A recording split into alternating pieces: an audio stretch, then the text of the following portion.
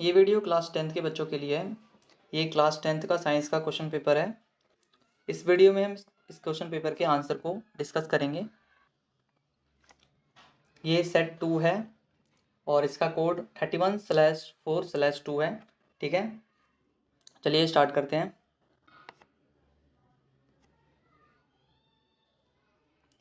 Section A में first question रखा है, to get an image of magnification -1 on a screen using a lens of focal length 20 centimetre, the object distance must B.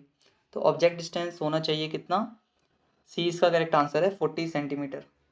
ठीक है, और question second में, when a pure tall pea plant is crossed with pure dwarf pea plant. ठीक है, the percentage of a tall pea plant in F1 and F2 generation pea plant will be respectively.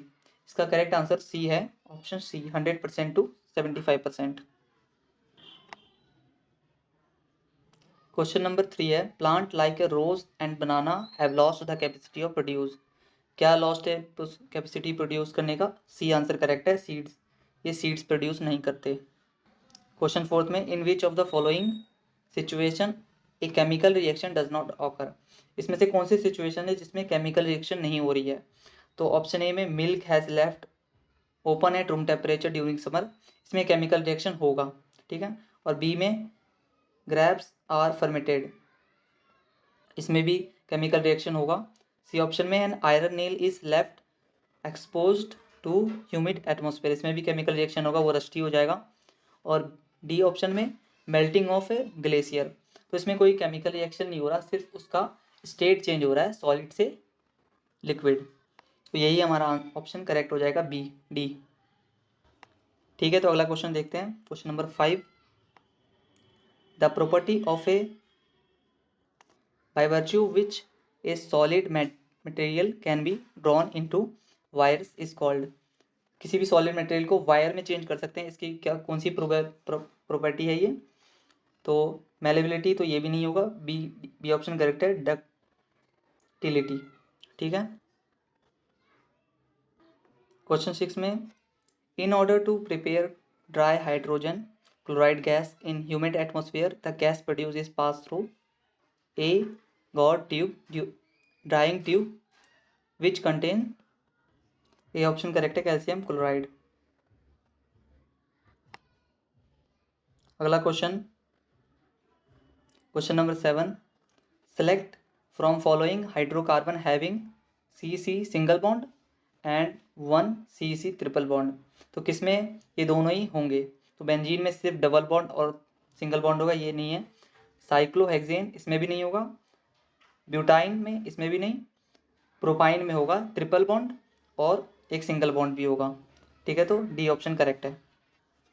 अगला question देखते हैं, question number 8, दे रखा है, which one of the following has half the number of chromosome and half the amount of DNA as compare to the non reproductive body sales.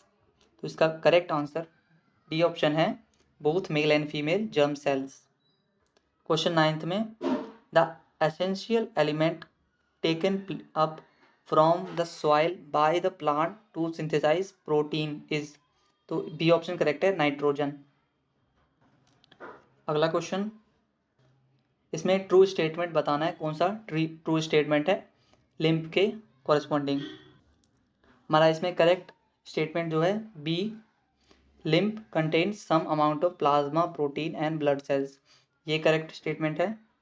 और D, lymph vessels carry a lymph through the body and finally open into large veins. तो इसका B और D, B option में है, तो B option correct है। अगला question, इसमें पूछ रखा है, which one of the following get biomagnified at different level in a food chain. तो इसका करेक्ट आंसर सी है, DDT। क्वेश्चन नंबर 12 में, in the food chain given below select the most efficient food chain in terms of energy. A दे रखा है grass ओपर, फिर frog, फिर स्नेक। और बी में प्लांट, डियर, लायन। सी में प्लांट से मैन। और फिर phytoplankton, zooplankton, small fish and big fish. तो यहाँ पे जितनी बड़ी चेन होगी उतना ही आगे जाते हुए एनर्जी लॉस होगा।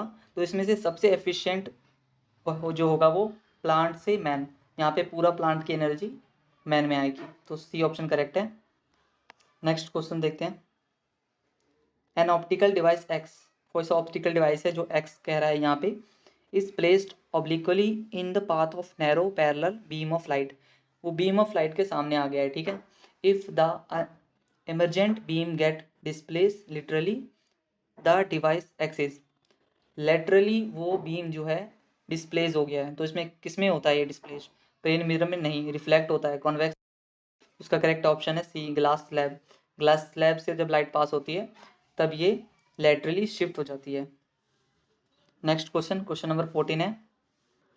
इसमें पूछ रखा है a piece of wire of resistance R is cut lengthwise into 3 identical parts. These parts are then connected in parallel. If the equivalent resistance of the combination is R dash, then the value of R upon में R। यहाँ पे length को तीन part में divide किया गया है, तो ये तीनों के रेजिस्टेंस होगा R अपॉन में 3, R अपॉन में 3 और R अपॉन में 3 होगा। जब इनको पैरेलली सम करेंगे तो इस तरह से सम करेंगे तो इसका टोटल रेजिस्टेंस जो आएगा वो R अपॉन में 9 आएगा, ठीक है। और हमारा ये R अपॉन में R डैश की वैल्यू क्या आ जाएगी, हमारे पास 9 आ जाएगी। इसका करेक्ट आंसर 9 है। अगले क्वेश्चन में,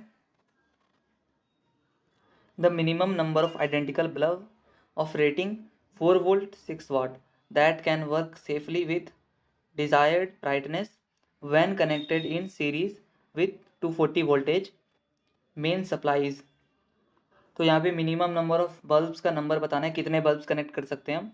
तो 4 वोल्ट है तो 2000, यहाँ पे 240 वोल्ट है तो टोटल यहाँ पे 60 बल्ब्स आ जाएंगे, ठीक है। और क्वेश्चन नंबर 16 में, an electric bulb is rated 220 voltage and 11 watt, the resistant of its filament when its close with the power of supply of 220 volt is.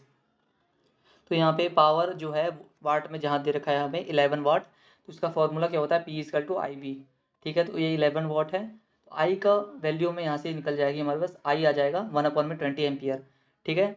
तो हमारे पास रेजिस्टेंस और वोल्टेज और करंट का एक रिलेशन है R equal to V upon में आई।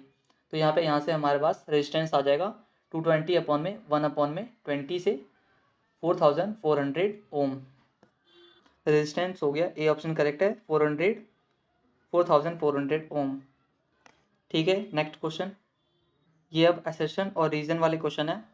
Question number 17 में असर्शन ए दे रखा है, all exothermic reactions are accompanied with evolution of heat and light। All exothermic, जहाँ पे हीट निकलती है उसको हीट और लाइट की जरूरत होती है, नहीं, ये स्टेटमेंट गलत है, ये स्टेटमेंट गलत हो गया, तो हमारा ऑप्शन डी करेक्ट हो गया। यहाँ पे पहला फॉल्स, रीजन तो ट्रू का, हमें देखने की जरूरत भी नहीं है, ठीक है। तो अगला क्वेश्चन देखते हैं, when ciliary muscles contract eye lens becomes thin. तो जब कॉन्ट्रैक्ट होगा आई लेंस थिन तो होगा नहीं, इसका अपोजिट होगा, तो ये भी ऑप्शन पहला वाला असर्शन ए इनकरेक्ट है, तो इसका भी करेक्ट आंसर डी ही आ जाएगा, ये डी हो गया, तो ये भी डी, ठीक है। नेक्स्ट क्वेश्चन देखते हैं। क्वेश्चन नंबर 19 में असर्शन दे रखा है, concentrated nitric acid is diluted by adding water slowly to acid with constant stream. तो ये सही है, और रीज़न दे रखा है concentrated nitric acid is easily soluble in water, ये भी सही है, लेकिन करेक्ट एक्सप्लेनेशन इसका नहीं है, ठीक है। तो ये करेक्ट है, ये करेक्ट है, इसका बी ऑप्शन हमारा करेक्ट हो गया है यहाँ पे।